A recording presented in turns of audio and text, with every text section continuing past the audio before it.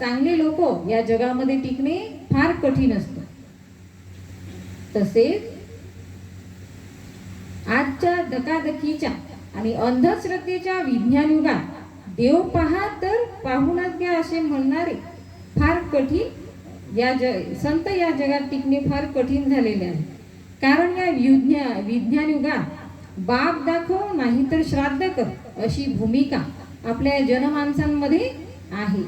अशा या अटीतटीच्या काळात आणि या भूतलावर आपले संत अवतरले आहेत आणि त्यांनी अंधश्रद्धेला बळी पडलेल्या आणि मानवतेला विसरून गेलेल्या अशा विज्ञान युगाची भाषा बोलणाऱ्या जीवांना संत मताच्या आधारावर देव म्हणजे काय हा विषय आपल्या जीवनात प्रामुख्याने हाती घेऊन लाखो लोकांना सत्य ज्ञानाचा मार्ग दाखवून मानवतेची शिकवण त्यांनी दिलेली आहे. असे सद्गुरू श्री गुणवंत महाराज यांच्या जीवनचरित्रापासून आपण सुरुवात करूया. श्री संत गुणवंत महाराजांच्या वडिलांचे नाव संपतराव घडेकर होते आणि त्यांच्या आईचे नाव सुलाई. त्यांचे वडील सोमठाणा गावातील गुणवंत महाराजांच्या वडील हे सोमठाणा गावातील प्रसिद्ध शेतकरी होते आणि त्यांची आई ही सुलाई माता साधी भोळी होती.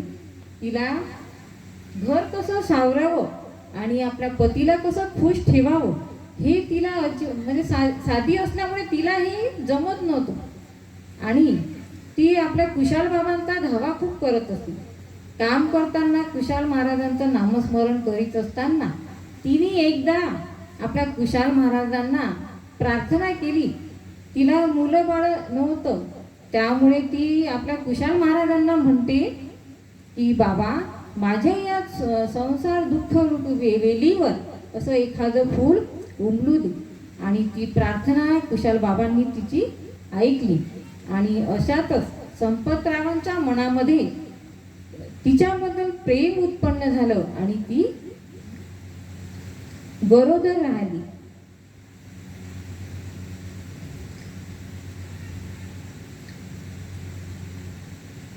गरोदर राहिली आणि तिच्या स्वभावामध्ये फरक पडला. तर फरक पडला की ती अशी वेड्यासारखी वागवू लागली. तिला कशाचं भान असं राहत नव्हतं आणि तिच्या या वागण्याबद्दल संपतरावांना खूप राग येत होता. ते म्हणत होते की मी या वेडीला या वेडीचा मी कसा सांभाळ करू. म्हणून ते एकदा ठरवतात की आपण या सुलाईला तिच्या वडिलांकडे पाठवून देऊ. तर ते एकदा काय करतात की सुलाई मातेला तिच्या आपल्या वडिलांकडे म्हणजे तिचं सुलाई मातेचं जे माहेर आहे ते आपलं लाखनवाडी गावात. ती तिच्या भावाकडे ते आपले संपतराव तिच्या भावाकडे म्हणजे शिवराम तसेच भावजाई रेणुका यांच्याकडे लाखनवाडीला आणून घालतात आणि ते कुणाचंच म्हणजे लोक तिथे लाखनवाडीला त्या सुलाई मातेच्या घरी जेव्हा ते येतात तेव्हा ते संपतरावांना समजून सांगतात की बा त्यांचा विचार असते संपतरावांचा की आपण या सुलाई मातेला फारकती द्यावी. तर मग ते सगळे ते गावातले जे मोठी मंडळी असतात ते संपतरावांना समजावतात की बा तुम्ही असं करू नका. सुलाई माता खूप रडत असते पण ते संपतराव की कोणाचं ऐकत नाही आणि ते ऐकतात आणि ते आपल्या त्या सुलाई मातेला फारकती देतात आणि तिथून निघून जातात. आणि सुलाई माता ही आपल्या भावाकडे राहते. ती खूप रडत असते, तिला खूप दुःख होतं आणि शेवटी तिचा भाऊ शिवराम हा तिला समजावून सांगतो की तू रडू नको, मी तुझा चांगल्या प्रकारे सांभाळ करेन. आपल्या देवादिकांना तर दुःखाने सोडलं नाही, त्यांना अनेक दुःखांना सामोरे जावे लागले आणि आपण तर एक सामान्य जीवच आहोत. असे काही दिवस निघून गेले आणि अखेर तो दिवस निघतो. तो म्हणजे 19 सप्टेंबर 1933 साली पहाटेला गुणवंत महाराजांचा जन्म होतो. सावळे असे परब्रह्म सुलाई मातेच्या उदरी जन्म घेतात. जेव्हा गुणवंत महाराजांचा जेव्हा जन्म होतो तेव्हा तिथलं वातावरण आनंदमय होऊन जातं. आणि सावळे परब्रह्म सुलाई मातेच्या उदरी जन्म घेतात आणि नंतर 12 दिवसांनी त्यांचे बाळते केले जाते. आणि बाळते 12 दिवसांनी गुणवंत महाराजांना पाळण्यात टाकलं जातं आणि त्यांचं नामकरण केलं जातं आणि त्यांचे नाव गुणवंत ठेवण्यात येते. बोला विश्वगुरु श्री गुणवंत भगवान की जय. आणि गुणवंत अशा प्रकारे गुणवंत बाबा आपल्या मामा मामीच्या छत्रछायेखाली मोठे होतात. गुणवंत बाबा खूप समजदार आणि कष्टाळू आणि मेहनती तसेच प्रामाणिक असतात. बाबांच्या पायगुणामुळे मामा मामीच्या घरची परिस्थिती सुधारते. आणि एके दिवशी त्यांच्या आजोबाला वाटतं की आपण खूप श्रीमंती पाहावी. त्यांच्या आजोबाच्या मनात श्रीमंती पाहण्याची इच्छा निर्माण होते. तेव्हा गुणवंत महाराज त्यांना शेतात घेऊन जातात आणि अमाप असं धन त्यांना दाखवतात. धन पाहिल्यामुळे ते वेडे होऊन जातात. आपण तर ऐकलेलंच आहे की धन पाहिलं की म्हणजे पागल होतात लोक. हे तर आपण ऐकलेलंच आहे. मला काही म्हणजे व्यवस्थित सांगता येत नाही, तर काही चूक झाली तर माफ करा.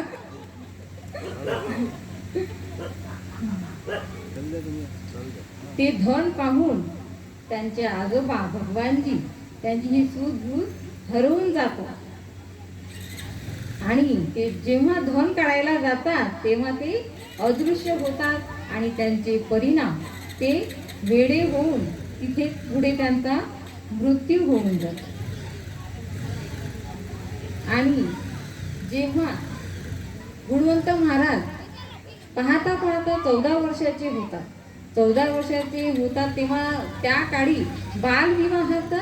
बालविवाहाची पद्धत असते.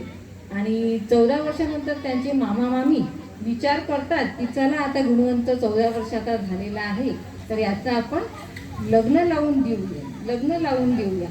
2चे 4 हात या गुणवंत महाराजांचे आपण करूया असं ते दोघं जण ठरवतात. आणि त्यांच्यासाठी मग मुली पाहण्याची सुरुवात होऊन जाते. आणि पाहता परतवाडा नजीकच नारायणपूर नावाचे छोटेसे खेडे आहे. तेथे संपतरावजी धाकडे यांची कन्या मनकर्णा हिच्याशी त्यांचा विवाह होतो.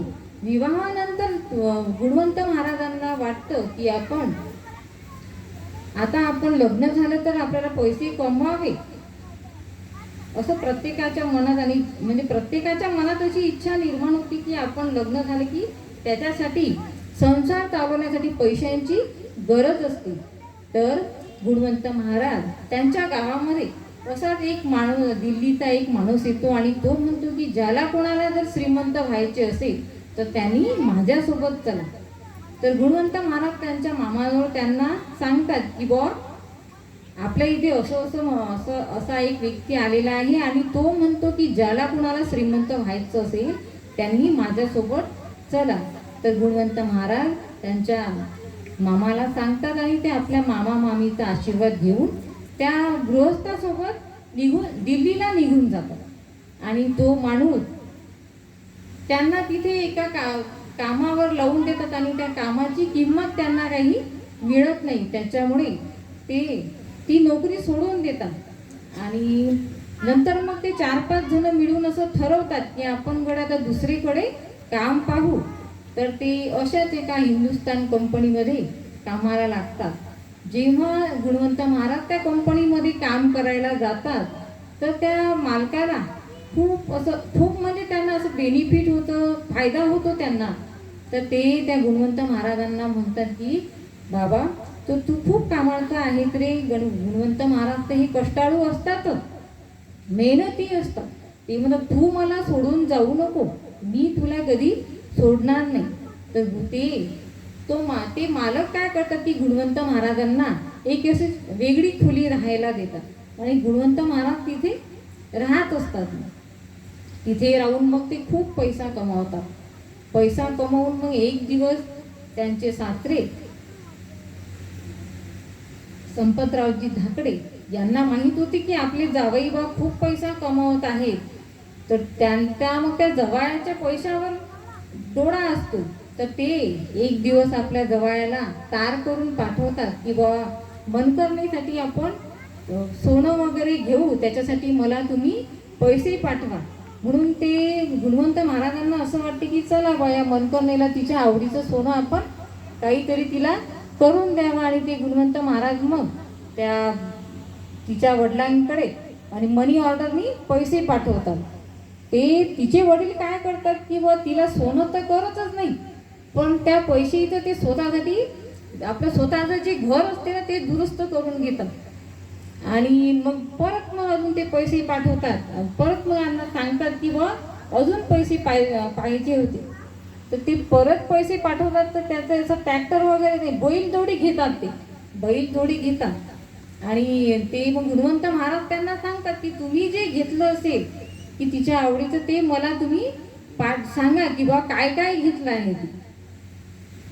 तर मग असं करता करता मग ते तिच्या वडिलांना गुणवंत महाराजांना माहीत होतं की बा हिच्या वडिलांनी आपण पाठवलेल्या पैशाचं आपल्या बायकोच्या अंगावर सोनं तर घातलंच नाही, तर स्वतःचं पूर्ण करून घेतलेलं आहे. तर त्या गुणवंत महाराजांना हे ऐकल्यावर खूप राग येतो. गुणवंत महाराज राग येतो आणि मग ते मामा तिच्या वडिलांना माहीत होतं की गुणवंत महाराजांना असं त्यांना समजलेलं असते की बा हे आपण पाठवलेल्या पैशाचं यांनी स्वतःचं पूर्ण करून घेतलेलं आहे आणि आपल्या इच्छासाठी काहीच केलेलं नाही, काहीच केलेलं नसतं. तर मग ते तिचे वडील आपल्या गुणवंत महाराजांच्या मामाकडे म्हणजे शिवरामांकडे जातात आणि सांगतात की बा आता तुम्ही असं करा की बा ती मुलगी लग्न झाल्यावर ती लहानच असते, त्याच्यामुळे मग ती काही लाखनवाळीला तिला लग्न झाल्यानंतर नेलेलं नसते, तर ती आपल्या लाखनवाळीलाच राहते. तर मग तिचे वडील म्हणतात की आता असं करा की आपण या मनकरलेला आपण इथं लाखनवाळीला तुम्ही घेऊन जा. तर मग तिचे वडील आपल्या त्या शिवराम मामाकडे अशी गोष्ट काढतात. मग ती शिवराम मामाला माहीत असते की गुणवंत बाबा आपण जर त्यांना म्हटलं की बा आता तू तिकडून परत आपल्या इकडे लाखनवाळीला निघू नये, तर ते गुणवंत महाराज ऐकतील नाही, हे महाराज त्या मामाला माहीत असतं. तर मग ते काय करतात की बा त्यांना मग ते सुचवतात की बा गुणवंत महाराज हे आपल्याकडे कसे येतील. तर ते मामाला समजतं की त्याला फक्त गुणवंत महाराजांना बोलावण्यात एकच कारण आहे, ते म्हणजे मग ते गुणवंत महाराजांना सांगतात की बा तुझ्या मामीची तब्येत चांगली नाही आहे आणि तिचा मृत्यू झाला असं म्हणून ते गुणवंत महाराजांना सांगतात. कारण गुणवंत महाराजांचं पालन पोषण ही मामा मामीनीच केलेलं असते. खूप प्रेमात त्यांनी वाढवलेलं असते. त्यांच्या मामा मामीवर खूप प्रेम असतं. हे ऐकल्यावर गुणवंत महाराज ते तिथलं जे दिल्लीचं काम असतं ते सोडून येतात. सोडून आल्यानंतर मग ते जेव्हा आपल्या इथे लाखनवाळीला जेव्हा येतात तर तिथे त्यांना त्या मामा मामीचे जे भाऊ भाऊजही असतात ते आनंदात असतात, मस्त ते हसतात, तिथे हसत असतात. तर मग गुणवंत महाराज येतात तेव्हा ते रडतच येतात. त्यांना तर ते मामा मामीच्या मामाला पकडून म्हणजे आपल्या मामीच्या भावाला पकडून ते खूप रडतात. तर ते मामा मामीला खूप हसतात त्याच्यावर. गुणवंत महाराज ते सांगतात की अरे तू कशाला रडतो आहे. तर ती गुणवंत महाराज सांगतात असं की बा मला असं समजलं आहे म्हणून. पण ते म्हणते अरे तुझे मामा मामीचं आपल्या इथे शेतात गेलेलं आहे कामाला. तर त्यांचा तरीही विश्वास बसत नाही. तर त्याच्या थोड्या वेळाने काय होतं की ते मामा मामी घरी येतात आणि हसून ते सांगतात की अरे आता ती मामी मग शेतातून आल्यानंतर गुणवंत महाराजांना म्हणते की आता मला असं वाटते की बा आपण आपल्या म्हणजे मनकरणीला आपण आपल्या घरी घेऊन यावं. मी पण आता काम करून करून थकलेली आहे, मलाही असं वाटते की बा कोणीतरी आपल्या मदतीला पाहिजे. तर गुणवंत महाराज मग नंतर मग जेवणं खावणं आटोपले संध्याकाळचे की मग दुसऱ्या दिवशी ते मग मनकर्णाला आणायचं ठरवतात. आणि मामा आणि मामा आणि गुणवंत महाराज हे दोघं जण आपल्या इथे नारायणपूरला त्यांच्या गुणवंत महाराजांच्या पत्नीला घ्यायला येतात.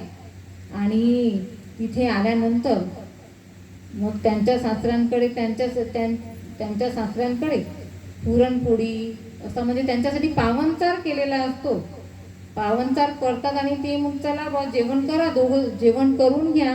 तर गुणवंत महाराज जेवण झाल्यानंतर पैशांची गोष्ट काढतात की बा मी जे पैसे पाठवलेले होते त्याचं तुम्ही काय केलं तर ते मला तुम्ही सांगा.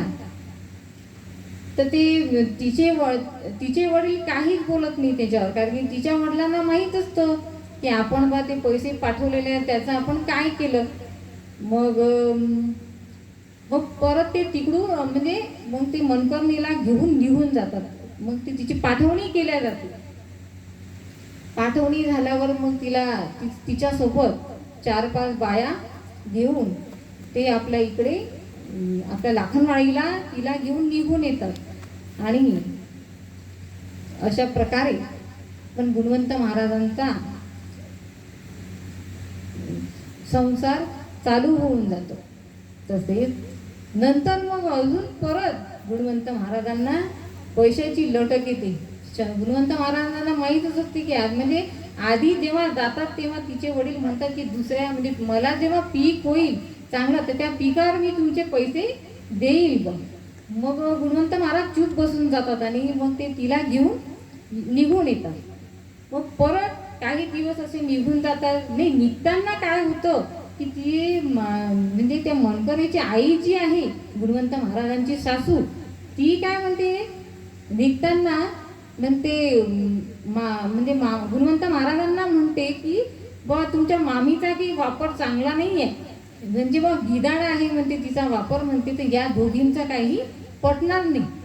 ती मामी ते गुणवंत महाराजांची सासू ही त्या मामांसमोरच अशी म्हणते, त्यांच्या बायकोबद्दलच अशी म्हणते ती.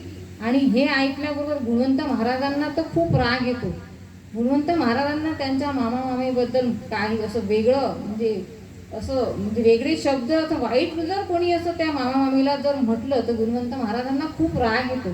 कारण की लहानाचं मोठं त्यांना हे गुणवंत त्यांच्या मामामामीनीच त्यांना केलेलं असतं. ते ऐकल्यावर गुणवंत महाराजांना तर राग येतो, पण मग ती गोष्ट मोडून टाकतात. आणि ते मामा जे असतात सोबत ते मामा म्हणतात की बरं मग ते आम्ही घरी गेल्यावर पाहू काय आहे ती. मग ते तिथून निघून येतात.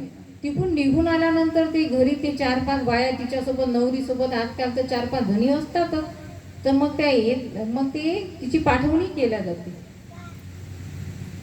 घरी आल्यानंतर मग तिथेही मग चांगला असा कार्यक्रम त्या बायांची चांगली सरवरी